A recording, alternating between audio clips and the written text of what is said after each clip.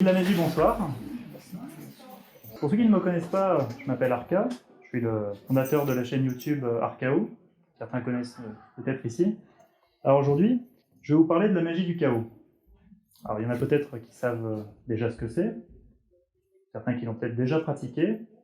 Il y en a parmi vous qui en ont très peu entendu parler par exemple. Très bien.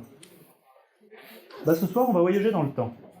Alors théoriquement, bien sûr, la magie du chaos est puissante, mais quand même. On va voyager dans le temps afin de voir où et comment est apparu ce courant. Et ensuite, on va voir comment se pratique cette magie afin d'en comprendre l'essence.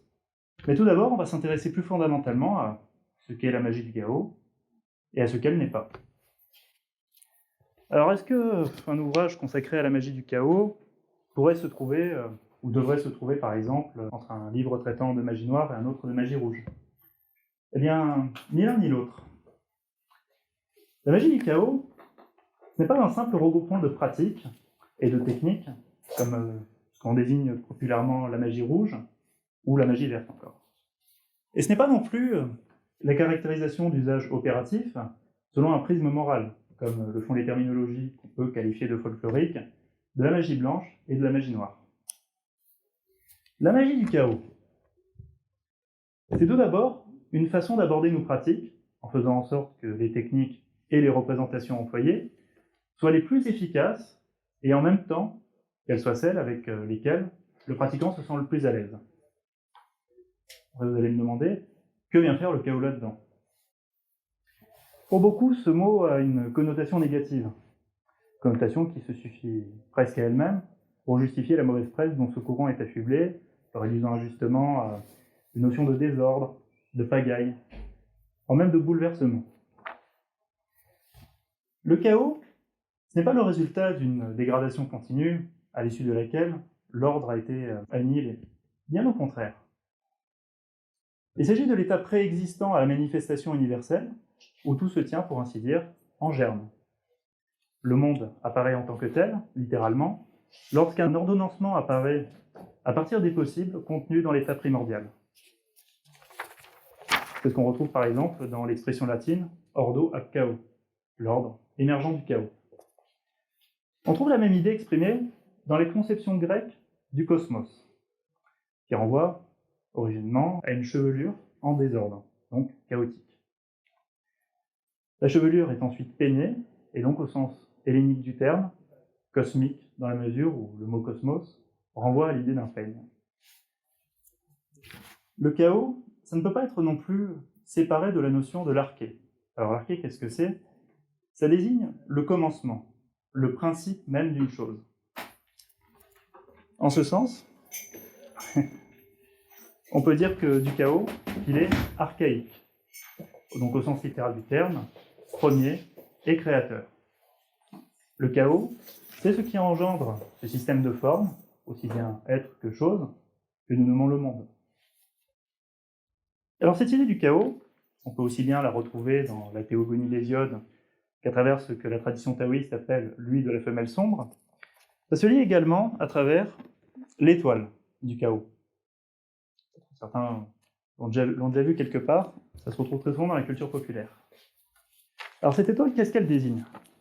Elle désigne la multiplicité des possibles, infinie, à travers les 8 branches centrifuges, qui vont dans tous les sens.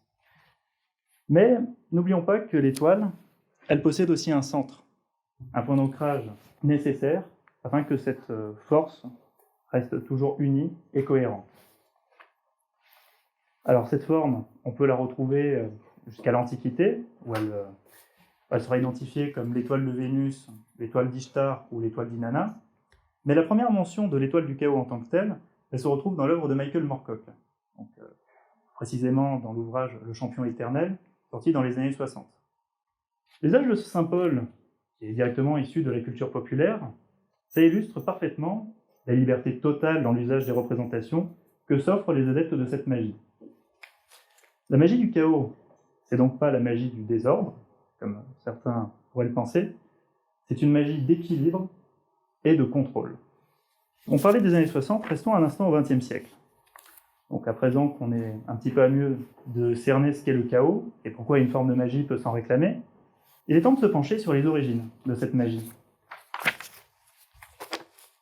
Alors il y a de nombreux théoriciens qui ont désigné comme précurseur de ce qui sera l'état d'esprit à la base de la Chaos Magic, comme le mage fantasque Aleister Crowley. Alors en même temps, bon, le mouvement occulte apparu dans la deuxième moitié du XXe siècle ne s'est pas revendiqué comme étant l'authentique héritier d'Aleister Crowley. Pour ce qui est de la Chaos Magic, alors on peut certes constater que Crowley a lui aussi en son temps bousculé les dogmes et les usages de son époque, mais peu de temps après avoir brisé les carcans et repoussé les limites que ses contemporains s'imposaient, il a rigidifié sa pratique et s'est installé dans un nouveau dogme, certes taillé à sa mesure. Ou, comme le dira Melmothia Freeman, je cite, « Il a battu les murs pour se faire une place au coin du feu sur le canapé, là où la Chaos Magic, elle, rasera la maison. » Il y a bien un praticien de cette époque qui influencera grandement la Chaos Magic, de par ses recherches et sa vision, un artiste peintre, qui fut d'ailleurs lui-même initié par Crowley pendant un temps. Cet artiste, certains d'entre vous connaissent ses écrits, c'est Austin Osman Spare. Alors ce qu'il y a à retenir ici sur Spare, d'abord, c'est que c'est un iconoclaste qui rejettera et combattra le symbolisme de la magie rituelique. Et qu'il manifeste également une profonde aversion pour toute forme de moralisme. Il vaudra d'ailleurs de nombreuses frictions avec Crowley, qui le qualifiera même de fils perdu, même de frère noir.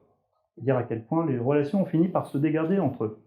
Après, c'est pas seulement dans ce domaine que Spare va se distinguer de son mentor. Et il va se montrer paradoxalement beaucoup plus méthodique et précis dans sa pratique que Crowley, tout en s'accordant une bien plus grande liberté que lui. La principale différence que l'on peut pointer entre les deux hommes, ça tient au fait que Crowley, lui, ne pouvait s'empêcher de se donner en spectacle. Parce que Spare, pour sa part, lui recherchait l'efficacité en premier lieu.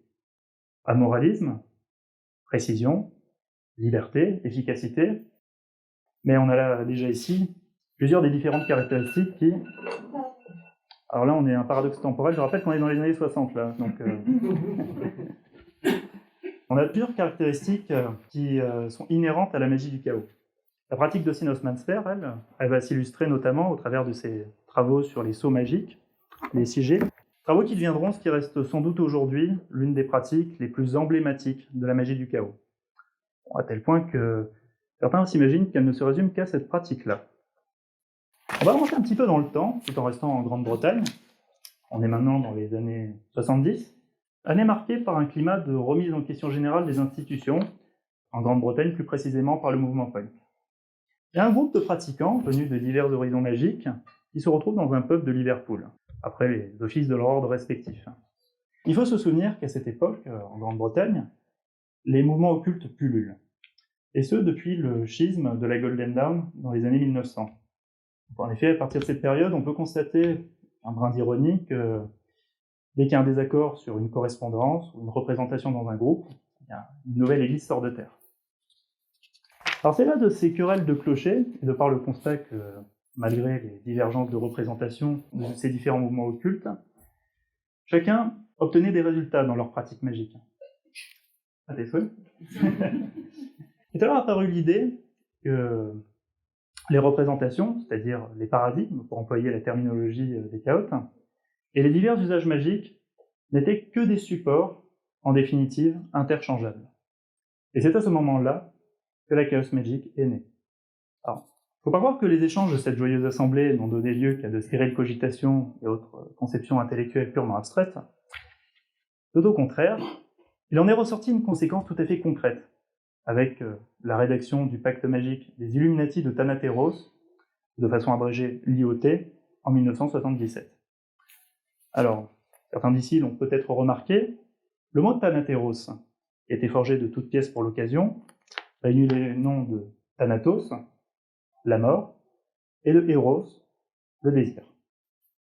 Il s'agit ici de faire ressortir le dépassement des conceptions sclérosées par l'utilisation de deux extrêmes en apparence opposés. On verra plus tard que c'est une attitude profondément chaotique. L'organisation de l'ordre, elle est secondaire, parce que la seule chose importante au sein de celui-ci, ça reste l'efficacité des pratiques. C'est pourquoi des systèmes magiques très différents les uns des autres doivent être rapprochés, voire même réunis dans une synthèse efficiente. C'est ce qui explique l'omniprésence de l'expérimentation et la sélection permanente. le seul étant retenu au final ce qui fonctionne. C'est pour ça que les idées personnelles et originales des membres de l'ordre sont toujours encouragées, avec comme seul critère restant, encore et toujours, leur efficacité. Il y a un trait profondément original dans cet ordre, c'est la volonté affichée de la désacralisation. Alors celle-ci s'incarne dans le personnage théâtral de l'insubordonné, adepte dont la fonction est de critiquer puis de ridiculiser les travaux de tous les autres membres. Alors ça, à quoi ça sert? Ça sert à préserver un équilibre qui serait autrement menacé par ce que les Grecs nomment l'hubris. C'est, de façon analogique, la même fonction qu'avait le fou du roi. Parce qu'en effet, pour un magicien du chaos digne de ce nom, le plus grand péril, ça consiste à commencer à se prendre pour la référence suprême, à considérer que sa magie est la magie, et donc à s'interdire tout changement de paradigme.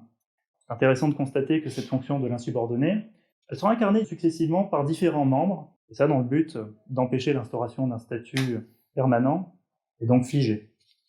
L'IoT, elle va prospérer durant plusieurs années, avant de connaître des dissensions internes et de voir son élan initial s'affaiblir de plus en plus.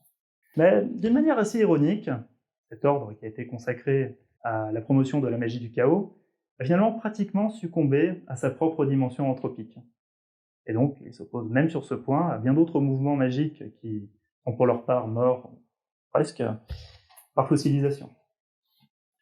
Alors, on a vu ce qui constitue la magie du chaos, la façon dont elle s'est développée, et dans le même temps, on a pu commencer à voir la plupart des clés de compréhension du fonctionnement de cette magie. C'est-à-dire le dépassement de toute morale, une attitude équilibrée, le saut de paradigme, le refus de toute sacralisation, et enfin, l'alignement du conscient et de l'inconscient. Alors, je vous propose qu'on les rassemble afin de répondre à la question « Comment la magie du chaos fonctionne-t-elle ?» Alors, l'histoire de l'IoT qu'on vient de voir, elle illustre à la perfection la pertinence de la formule d'Hassan ibn Sabah, grand maître et fondateur de l'ordre des assassins. Vous connaissez peut-être « Rien n'est vrai, tout est permis ». Surtout si on prend soin de lui adjoindre son complément, que moins de gens connaissent, tout est vrai, tout est permutable. Par contre, contrairement à une interprétation aujourd'hui trop répandue, cette formule, elle renvoie ni à un dogme, ni à un credo. C'est pas Assassin's Creed. Alors, elle constitue une référence qui nous appelle à son propre dépassement. Parce qu'en effet, pour toute pratique magique, un point d'appui référentiel est nécessaire. Parce que ça permet de se relier autant conceptuellement qu'effectivement au monde qui nous entoure. Tout en gardant à l'esprit que ce qui nous aide, ça ne doit jamais finir par nous enfermer. C'est par exemple dans ce sens-là qu'un maître bouddhiste va dire à son disciple « Si un jour tu rencontres le Bouddha, tue-le ». Qu'est-ce que ça veut dire? Alors, ça ne veut pas dire que les bouddhistes sont des va-t-en-guerre, loin de là. Ça signifie que toute forme, donc toute représentation, si elle est réduite à elle-même, elle devient finalement incapacitante. Par contre, il faut bien entendu pas voir dans ce qu'on vient de dire une remise en cause de la légitimité des représentations personnelles. Parce que toute réalité est relative à l'être qui perçoit celle-ci, et donc en même temps la construit. Il faut insister sur le fait qu'une représentation, quelle qu'en soit la nature, n'a de valeur d'un point de vue magique que dans la mesure où elle demeure opérative. Une représentation doit donc d'être située, cohérente, permutable et donc dépassable. Alors dire ceci, c'est affirmer que nos représentations ne sont en définitive que des supports, toujours des moyens et jamais des fins en soi. C'est pour ça que les représentations, généralement appelées paradigmes, dans la terminologie chaos, comme on l'a vu plus tôt, sont secondaires et finalement interchangeables. N'importe quelle représentation vaut n'importe quelle autre. Le seul critère pertinent de sélection, ça reste toujours l'efficacité concrète, et c'est de là que vient le principe de changement de paradigme, ou encore saut de paradigme. Alors il a été remarqué que la magie du chaos étant par elle-même un paradigme, elle structure en pratique tous les autres paradigmes. On peut donc définir à ce niveau-là la magie du chaos comme étant un métaparadigme, en quelque sorte un paradigme pour les gouverner tous. L'autre spécificité de la magie du chaos, c'est l'alignement du conscient et de l'inconscient du pratiquant. En effet, le désir et la volonté jaillissent des strates les plus profondes de l'être pour agir sur le monde. Cet alignement est permis par l'utilisation d'une transe légère et active, par opposition à la transe passive que l'on retrouve dans le vaudou, Une translégière réactive que les chaotes appellent la gnose liminale. Alors son importance, elle est capitale, car toutes les opérations magiques se produisent seulement lorsque cet état est réalisé, dans la mesure où l'énergie peut alors s'évertuer librement, sans être entravée par les mécanismes de la censure interne. Pratiquer la magie du chaos suppose donc de connaître ses forces et ses faiblesses intimes, et donc par conséquent d'accepter et de maîtriser sa propre part d'ombre. Ce travail de l'ombre, il est indispensable pour que les conditionnements sociaux, culturels, religieux et surtout moraux n'entravent pas le protocole magique, comme peut le faire par exemple pour la grande majorité des néophytes et malheureusement aussi bon nombre de pratiquants confirmés, la culpabilité. Le chaos illustre l'ambivalence de la puissance, création, destruction. La magie qui s'y réfère exige par conséquent de se situer, pour citer le titre de Nietzsche, par-delà bien et mal. Il s'agit donc d'une pratique amorale, et non prosaïquement immorale, dans la mesure où le chaos, il agit en demeurant indifférent aux valeurs communément admises. C'est en raison de toutes ces caractéristiques que la magie du chaos peut être à bon droit considérée par beaucoup de praticiens comme étant une pratique de voie de la main gauche. On pourrait dire, sans se montrer exagérément provocateur, que la magie du chaos n'existe pas. Que la magie du chaos n'existe pas en tant que telle, car seuls existent et agissent réellement ses adeptes et ses pratiquants. Ou, comme le disait Lénine, qui lui parlait du marxisme, ce n'est pas un dogme, mais un guide pour l'action. Je vous remercie de votre attention. Si vous avez des questions, n'hésitez pas.